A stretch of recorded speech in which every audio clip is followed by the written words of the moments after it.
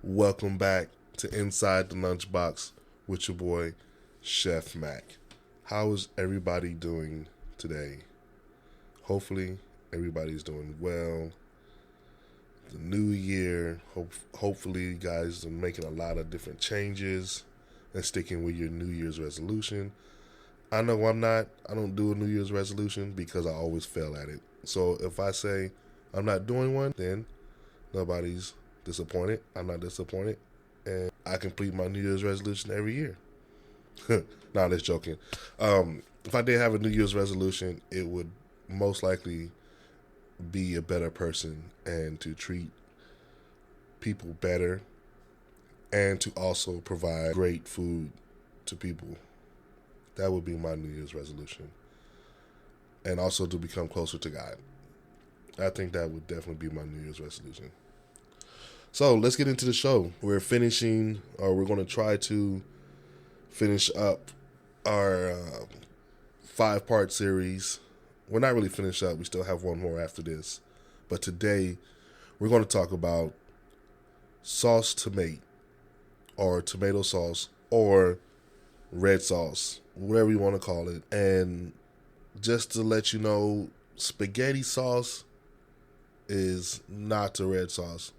That's just my personal opinion, because the process in making a red sauce is totally different than making a spaghetti sauce or a bolognese. So, before we start doing that, let's talk a little bit. Let's talk about my experience in the Middle East and some of the food that I encountered in the Middle East. So back in 2009, I took a contract job overseas to Kuwait, working for a company called CSA, which eventually lost the contract and started working for a company called Triple Canopy.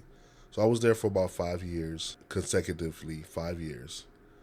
And the first couple weeks I was there, I was a bit nervous.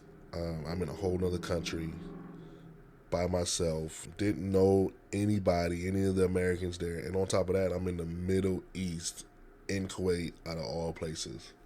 So I get there, they show us our room. I had to go to the military base to do some processing. I came back to my room, cleaned out my room, and was like, well, what am I going to do? Well, I'm hungry. And I didn't get any food on the base to bring back to make or to cook. So I was like, well, I guess I'd try to venture out in Kuwait. I stayed in a city called Salmiya at the time, right off the coast, right? Most of all their cities are on the coast of the water or the Arabian Gulf. But this one was a little bit closer. It's called Salmiya. Salmiya is, I could say, the party life city. It's where everybody come. Every one of the Arabs, they come and they hang out at night and they party. Where their party is not like our party. Where Americans, we go out, we drink, we party hard, we drink more. Well, in the Middle East, they don't drink. Technically, they don't drink. This country is a dry country, so they don't sell alcohol, and it's forbidden to drink in this country. But there are cases and some people that do drink, whether they're Arabs or people from other countries. But if you get caught, if you get caught drinking in Kuwait, it's not a good day for you. Let's just say that. But anyway, so I decided to go out. Well, actually, before I decided to go out, I looked up to see what restaurants were nearby. I said, Ruby Tuesday. That sounds like an American restaurant, which it is. let's go there. I'm at Ruby Tuesdays in Kuwait. Let's go. So I go there, and I order some type of chicken dish, and it had bacon on it. And I'm thinking when I'm reading the menu, bacon. What? Wait, hold on. Wait a minute. We're in the Middle East. We're in a Muslim country. Why are we serving bacon? And now just think about this. I'm only here for about 2 days at a time, so I'm very naive. The lady's like, no, it's beef bacon. I said, okay, beef bacon. Wow, I didn't know they made a beef bacon. I heard of like turkey bacon, but I never really heard of a beef bacon. But all right. The lady brings out my dish. It's like a chicken and rice, ranch bacon, rice, something similar to that. And it was very, very delicious, and it was different. The taste was really mild. The flavor was very good. The food came out hot. I ordered a juice. I didn't get a soda, and this is where I've learned. Well, I didn't really learn it yet. When you order juice, your juice is not concentrated. They actually have somebody back there in the back, freshly squeezing your juices, whether you want a pineapple juice, orange juice, apple juice, or any type of mixture of juices, or if you want a special like a cocktail type juice. These people are back there actually. There's a station that actually mixes and blends your juice. So me, I'm a big orange juice fanatic, so I ordered orange juice, and it was really, really, really tasty. And the food was really, really good. The rice was cooked perfectly. The chicken was cooked perfectly. The bacon, I could have did without that. The beef bacon was an extreme no-go for me. Wasn't having it on the bacon. So that was like one of my first meals out there in the Middle East. So I spent a couple more. When I got done, I walked out of the restaurant. And I walked around a little bit, not venturing off too far from where I lived at because, like I said, I was very, very nervous. So I walked around the area that I was at. Ruby Tuesdays was only like a 4-minute walk from my house. So, and I started seeing the surroundings, and everything in this country is tan. There's no color anywhere. Every now and then you may see a patch of fake grass somewhere, or you may see a tree, but everything is desert and the buildings are tan. Even some type of tan color, even if you look at some buildings are like a reddish brown, but everything is pretty much brown. So I go back home, and I end up going to work the next day. And on the military base, you got your American style foods or whatever. So over the course of the years, I just, I learned my area, I learned my surroundings, and I did become really, really comfortable with traveling in Kuwait. And what I mean by traveling, I even rented cars. I had my family out there, both my boys. I traveled to work, drove to work, rented cars, did my grocery shopping there. So at this time, I'm fairly comfortable with living in Kuwait. But I could tell you one of the best steaks I've ever had in Kuwait. I don't even know if they're there anymore. Avenues, when you get this menu, and this menu is it's not complex. It's like maybe 15 items on the menu, but the items are not like menu items. They're steaks. Steaks from different countries and what that steak ate before they slaughtered it and shipped it out. And I didn't know beef or they could eat fruit. I thought only they ate was hay. So I looked at the menu and I ordered this steak from, I can't remember what European country it was. I want to say it was like Norway or something. And then when I ordered this steak, kind of like go to the right of the menu and it tells you what the cow ate before it died. And it was like like nuts and fruits and stuff like that. I guess they mixed it into the feed. I'm guessing. I don't know what the process is. Well, when I got the steak, it came out looking fantastic, first of all. And I ordered, the sides I ordered mashed potatoes and I think it was asparagus, and I ordered something else because I think it was macaroni and cheese, just because I wanted macaroni and cheese. And when I say I cut into this steak, and it was like butter, cut into the steak, and I tasted without the sauce that they gave me. I cut into the steak and I put it in my mouth, and it was a little bit sweeter than normal. It was very tender. It kind of melted in my mouth, and it also had like a nuttiness to it. And I was like, oh, like wow, like is this a flavor that they used or something? And it's when I realized that no, it had to be from the feed that they was feeding this cow, used or something. And it's when I realized that no, it had to be from the feed that they was feeding this cow. And I was like, wow, this is a really good steak. So I poured the sauce on it, and the sauce also was kind of like, I think it was almost like a demi glaze, if I remember correctly. And it was really, really tasty on the steak. Me personally, I like steak without sauces, but I do dip it in there from time to time. It was a really good steak, and oh my god, the steak cost me. It was expensive to me. All you rich folks out there may not be expensive to you, but it was like it was 30 something KD. 30 KD is like $90 to $100. I think it was like 33 KD or something, like 35 KD, which is like probably like $115 or $110, something like that, somewhere between there for this meal. And when I tell you, I walked up satisfied. And to this day, I have not met any place in the U.S. that could cook a steak like that chef did. And at the time, I wasn't really thinking, because it was either work, eat, work, eat. I'm working 12-hour days, actually longer, more like 18-hour days, because of travel from work. From work to my house was total combined was about anywhere from 3.5 to 4 hours extra a day added onto my time. So the day was like 18-hour days. So I was tired, and I went home, but I just remembered that the steak was the best steak I ever had.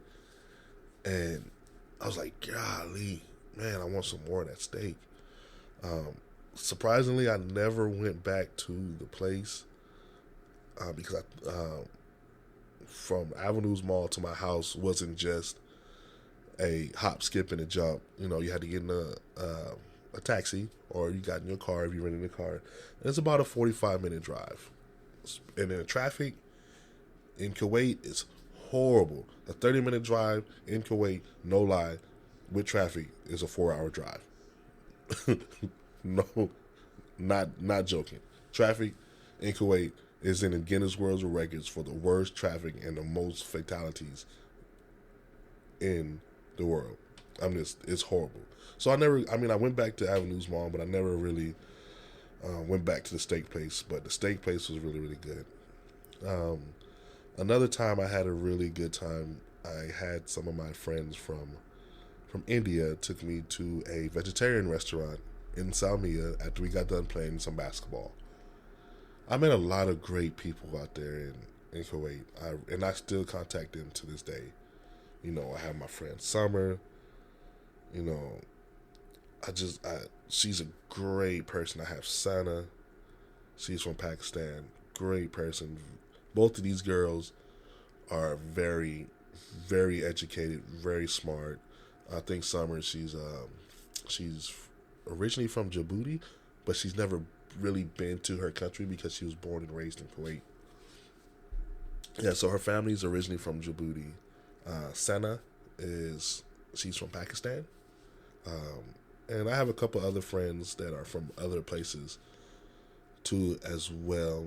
But at this specific time, I had just met my friends. They all were from India. We got done playing basketball. And they was like, hey, you ever had a shawarma before?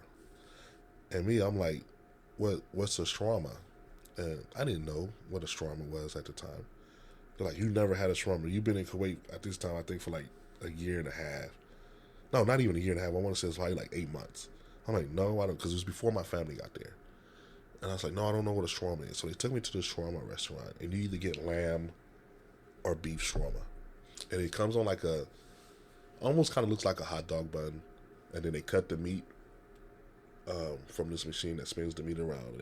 They slice the meat, and it comes down. And when I say the flavor on this hot dog, not hot dog bread, just the hoagie bread goes into with the peppers or something that goes on top of it. Amazing. Like, to this day, there's nobody here in the U.S. that makes a shawarma like that, unless I go to like an Arab style restaurant that has shawarma, but I haven't been to one yet. Really, really good. The next day, I went back out and played basketball. They decided to take me to this vegetarian restaurant. I'm like, vegetarian? You know, I'm from Texas. We eat meat, and we eat lots of it. I was like, yeah, I mean, I'm willing to try new things. I don't know what I ate. I had them order the food, but went to this vegetarian restaurant, and they bought me this dish. It was like a flatbread, like a crepe, but it was cooked really, really hard. And then they rolled inside of it. It's like they put some type of bean in it, and they rolled it up, so almost kind of like a burrito. And then I had 3 different other, looked like some type of pasta or bean or something like that. And I didn't know how to eat this thing. And they was like, no, you eat it with your fingers and the bread. And I'm sitting here like, oh, all right, let's just dig my dirty hands in here. There's no place to wash them. That's just me being American. Like, oh, my hands are dirty. I'm not sticking my hands in my food. So I said, you know what the heck? Got the piece of bread, start dipping it into the different, I think it was like 4. One was like a yellow, orange, like a bright red, kind of like a bean dip or whatever. I dip it in there. And the flavor was so powerful. It was so, it made my palate do freaking jujitsu. My palate was crazy. It was crazy. My palate was just out of this world. And I taste the other one, same thing. Taste the other one, same thing. I'm like, oh my God, this is so good. I end up going back to this place like at least once a week for like a month. And I didn't know the name of the food that I ordered. I just pointed at it, said, hey, I'll take that. And I would get it. And every time it was the same flavor every time. Nothing's changed. It didn't taste differently, but every time. Excuse me. But I had this, so let's get down to this little burrito with the bean in it. It was like rolled up, I want to say like a crepe, but it was really fried hard. You know when you take a pancake and you cook a pancake too long on one side and it becomes like that hard, crusty texture to it? Well, that's how this was.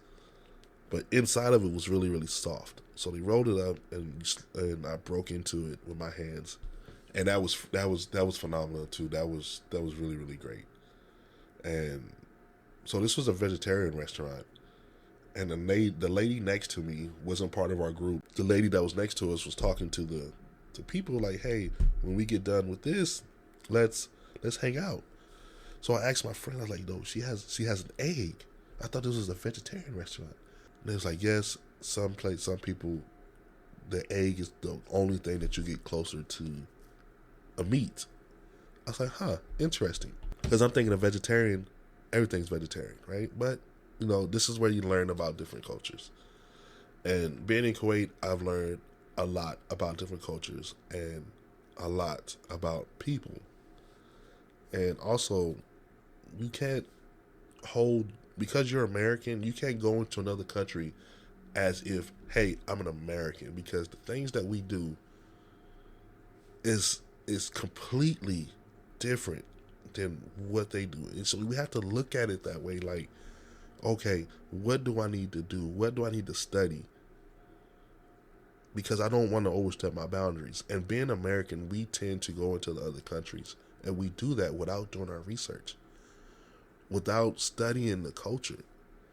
And I've learned real fast that you have to do that. And, with me being friends with people from Pakistan, from India, from Kuwait, from Djibouti, from Syria, from Egypt, I'm exposed to all these different cultures. But one thing that was so great is that the 5 years I was there and I met these group of people, we never had an argument. We never once had an issue about religion or culture. The only thing that these people wanted was to have a good time, be friends, and enjoy good food, and just laugh, just be human. It doesn't matter about your culture. It doesn't matter where you're from. The only thing that matters is that you're a good person and you want to do good, and we're sitting down and we're partaking and fellowshipping together and having fun. And that's what I've learned being in the Middle East was you have to learn your surroundings. And I want to give a shout out to all my friends in the Middle East or in Kuwait. I love you guys. You guys taught me so much. If you guys hear this podcast, give me a shout out. Go onto my webpage. Hey, Chris, thank you. But you know who you are. It's so many of you. Summer, you're definitely number one on my list. Sana, you're number one on my list. How can there be two number ones? There is. You guys are number one on my list. Mona, you're number one on my list. You guys taught me so much, and I appreciate it. You guys taught, and these people are from not only from Arab backgrounds, not just Muslims, but Hindu and everything. And they're all just hanging out and having a good time. It's not about religion. Great people. So, with that being said, let's get into the topic of the day. Let's talk about number 4 of the mother sauces. A classical sauce tomat, or the red sauce. So this sauce is very, very, very tasty. And I want to say it's probably the next hardest. I'm not going to say hardest to make, but the flavor is very, very complex because of what you have to do. And that's just me. The sauce is pretty much easy to make, but you want to take your time in doing it. So, first thing you want to do is also, you can do this sauce 2 different ways. You can make it with a roux, or you cannot make it with a roux. I will prefer the classical way with the roux because it's the classical way. Now, the skin of a tomato will provide the thickening itself if you decide to use it without the roux. But my suggestion is with the roux. So, first thing you want to do is you want to get your pot, throw your butter in there, let your butter sizzle for a little bit, let it render down, right? Once your butter gets melted down and it starts smoking a little bit, you want to go ahead and get you some chopped bacon, because in this recipe has bacon in it. It has pork. Pork belly is traditional, right? So, but we're going to use bacon because what goes good with bacon? Everything goes good with bacon, right? So you're going to take your bacon. You have a choice.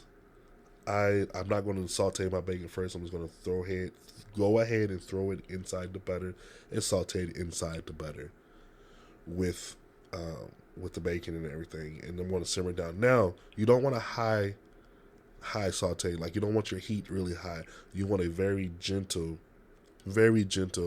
simmer, because you don't want the bacon to turn color. What you're trying to do, you're trying to get the flavor out of the bacon, and by keeping it the same, if that makes any sense. So once you get done with that, you're going to get your carrots and your shallots or your onions, and you're going to go ahead and you're going to throw it in there. Now, once your carrots and your shallots or your onions are in there, I prefer shallots. once again, you don't want to over saute these or overcook. You're not trying to get the color from this, so you want the simmer to be really low. So throw your carrots in there, and you know your carrots are going to provide what? They're going to provide sweetness to it. You know, your onions are going to provide the onion flavor to it. So you want it to simmer and get all those flavors out. Once you get those flavors out, or once you start sauteing, it becomes a little tender, you're going to go ahead and throw your flour in there to make your roux. You get it together, mix it up, and you're going to start making a roux. Now, you want your roux to be a blonde color. Blonde is key. Blonde roux.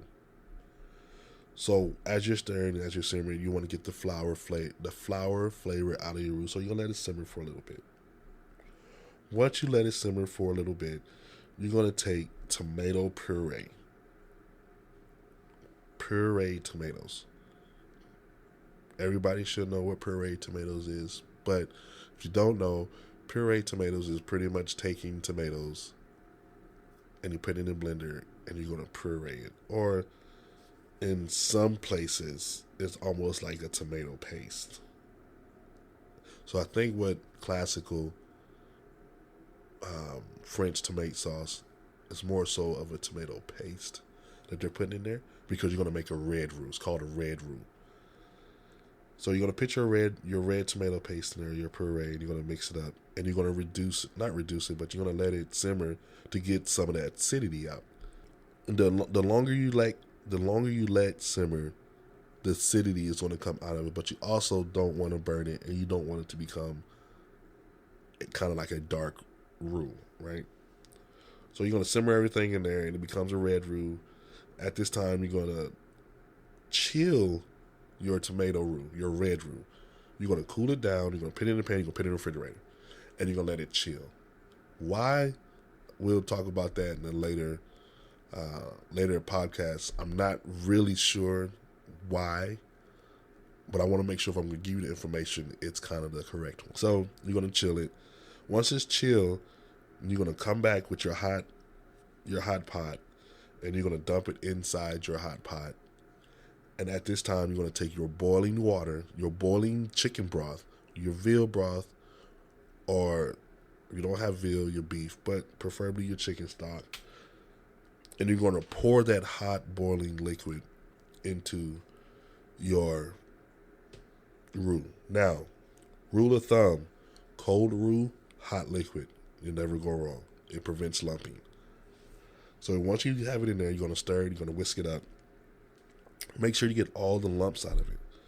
Once you get all the lumps out of it, you're going to add more tomatoes. But this time, you're going to just add chopped tomatoes or diced tomatoes. Now, remember what I said before in a previous show, that when you're making anything with tomatoes, you're going to have to boil tomatoes, drop them in boiling water for like 3 seconds so the skin can peel back, so you can take the skin off of it. It doesn't say this in the classic recipe, but most French cuisines, when it's dealing with tomatoes, you take the skin off of it. So you're going to take the skin off of it, and then you're going to go ahead and you're going to dice your tomatoes. And you're going to chop them up however you want to chop them up. And then once that is done, you're going to go ahead and pour it in with your sauce. And you're going to give it a gentle stir, and you're going to bring it up to a boil. Now, I actually missed a step, so we're going to go back. Before you start doing all this, you're going to set your oven to 350. At this time, your oven should be nice and hot, ready for your sauce. Yes, we're putting the sauce in the oven. Yes. Classical, it's all about the methods. The methods is what's key. The method of cooking, and this is the method for making a classical French sauce, tomato sauce.